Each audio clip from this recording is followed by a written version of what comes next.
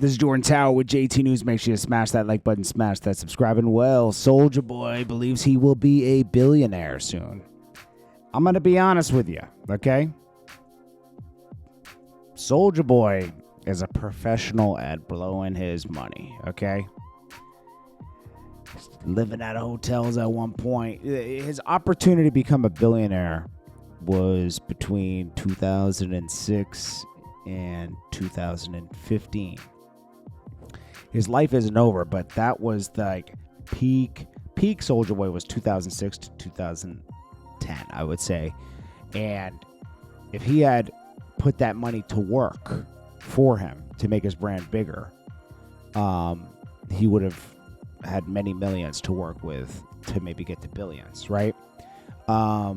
He ruined his image with, the drugs, the tats, trying to become Gucci Man, basically. Now, Soulja Boy has a strong fan base, and he'll always make money, okay? Now, he'll always get a little record deal here and there, but he doesn't really, music-wise, it's kind of like done for him. Like, once in a while, he'll do this and that.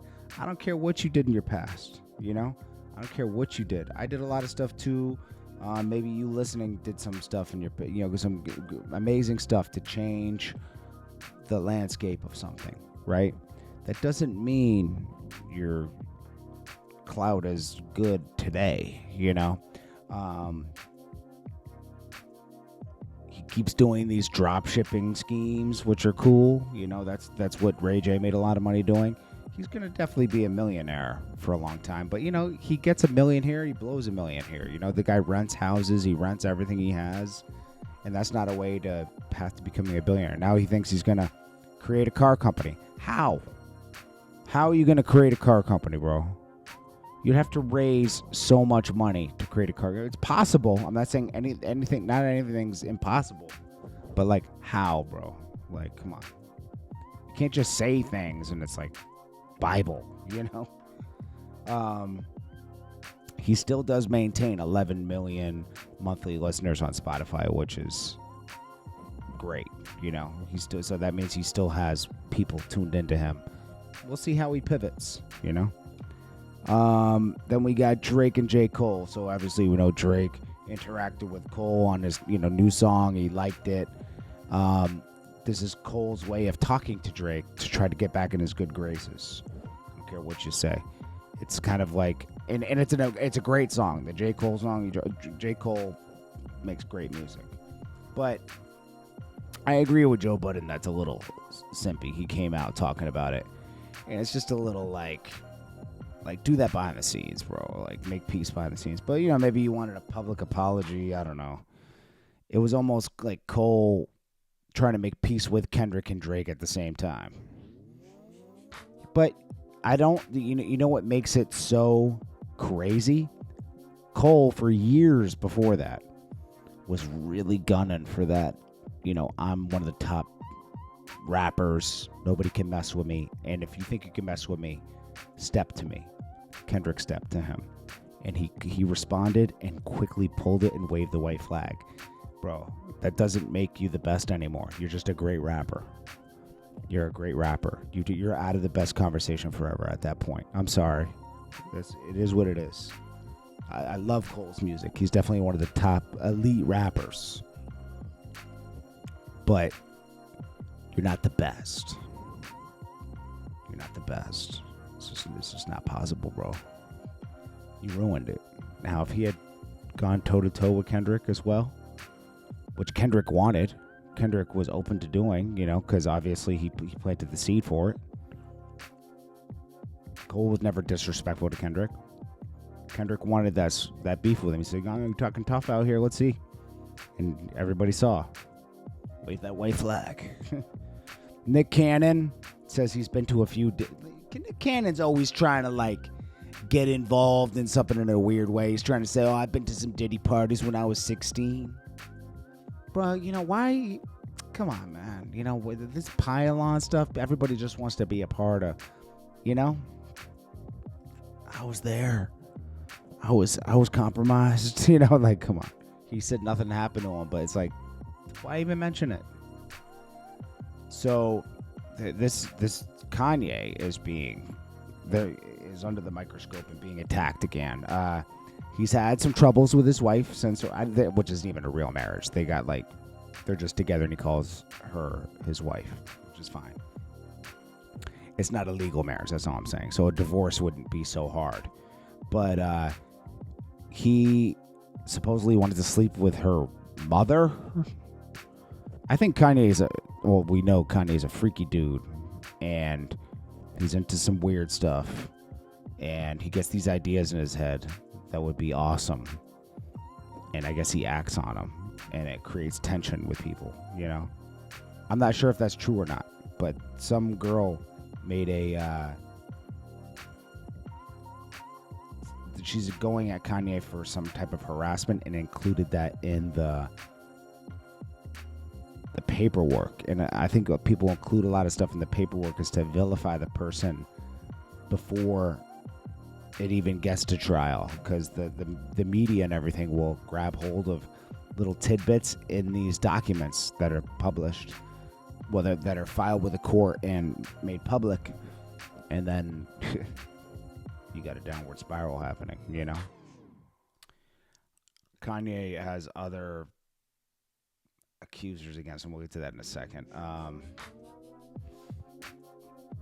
Top 5 claims he's still doing his homework on Kendrick. This man's going to end himself back in jail, man. He just got out of jail. Supposedly Drake put up the money for his lawyer. He got out of jail, beat a murder, and now he's out here talking tough again and saying he's going to do this and that. Bro, you're going back to jail, bro. You're just setting the stage for you to go back to jail. Amaranth reportedly faked DMs to Kanye West saying he wanted to come and, come over and, whatever, hang out and listen to Vultures and stuff like that. She's a webcam model. She tried to get into the mix of all this Kanye mumbo jumbo that's going on right now. Or I saw on some podcast, some guy was like, oh yeah, Kanye requests girls from that he sees on the show, and I send girls over to him. There's a lot of weird rumors going around about Kanye now, so everyone's going to try to jump in that. Then Sway Lee, he attended the Tesla event with a robot, right? And what's funny is Sway Lee and 2 Chainz couldn't understand. They're like, wow, the robot's talking back to us. Listen to how the robot's talking, right?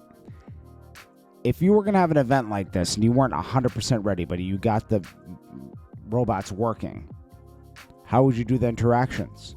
Why even risk it? Why wouldn't you have somebody have a webcam on each robot and controlling the robot and responding to interactions to make great content for the internet, to get hype on these robots? Now, I love Elon Musk and his innovations, but what props these companies, what props Tesla up a lot to innovate, is they'll come out with something like a super roadster or a Cybertruck, and they'll take tons of deposits on it, which it gives them a lot of capital to work with to make the next thing happen. You might not see these robots. The people will put deposits on these robots with all these, the robot costs what, 20, 30 grand. So people would love to have a robot, right? So they'll put the deposit down. You might not see this robot for years, just like the Cybertruck took years. I was skeptical if it was ever even going to come. The Roadster still never came, and that was 7 years ago. People put deposits down. It's a way to get capital really fast to work on things.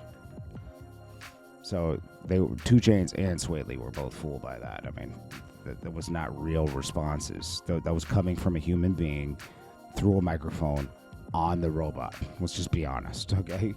But just to have the robots walking around and interacting with people was amazing. We have robot. We're very close to iRobot, that movie. Very scary. Probably 10 years away from that.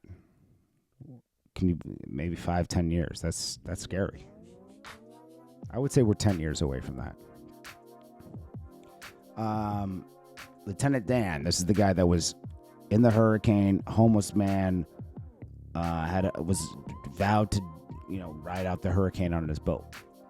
It went viral. That's why they call him Lieutenant Dan. And they call him Lieutenant Dan from Forrest Gump, because it's kind of like Lieutenant Dan on Forrest Gump, where he had the shrimp boat, bubblegum shrimp. And Lieutenant Dan is all mad. You know, he got all this attention. Aiden Ross gave him a deal. These guys were trying to help him. So they tried to give him a bank account so he could get the money from the GoFundMe. That he could get. They tried to start merch for him, so he has merchandise because he's viral at the moment, and you got to capitalize on that week. This guy, Lieutenant Dan, started saying, "I didn't know you guys were doing this and that," and he's like accusing them of doing like questioning everything they do. Some people can't be helped. He was like, "Yo, why'd you guys change the funding goal from 100K to 40K?" So you can get the money, bro. So you can end the GoFundMe and withdraw it. Merch? I didn't know you guys did merch. Well, do you want to get this money or not? Do you want to change your circumstances or not? Some people, you can't help them because they start questioning the help they're receiving. And it's like, you can't even be helped, man. You know? I believe these guys should get paid for helping them, though. They should get a percentage because it's a lot of work. It comes with a lot of risk. And they should have, hopefully they were, there's no accusations of them taking money, but they should, I hope they were upfront with them. Like, yo, I'll just take a small percentage and I'll act like I'm managing the situation for you. Lieutenant Dan should happily give them 20-30%, honestly, you know, because none of this would have been possible without these guys filming him and interacting with him. Let's be honest. As long as it's all up front, it should be fine. Now, there's plenty of cases where people take all the money and never give it to the person, which is sick.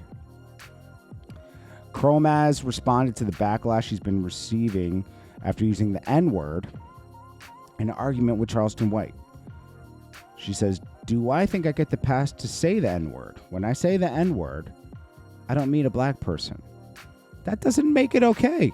It's a hurtful word. You don't have the right to say it, okay? You don't, because I don't even think she's black. So it's like, you don't got the right to say it, man. Sorry. You're never going to justify this. Even Lieutenant Dan was caught using the N-word the other day. Because these people, like, get too comfortable using that word as slang to refer to their friends or... You know, you gotta know that draw the line somewhere. You know, it's like crazy, bro. Like, people were nuts. And to try to justify it is on another level. Like, that word shouldn't even be in your vocabulary, right? If you're not black, right? Let's be honest. Shouldn't be. Even if you get the pass. I had people try to trick me in the past. Yo, you cool, man. You say it with us, man. Hell nah. No. You ain't gonna trick me. And you're not gonna make me think it's an okay word for a white guy to say. It's not. So on the Tour show, Tour has Consequence on. Go check this out. It's a pretty good episode.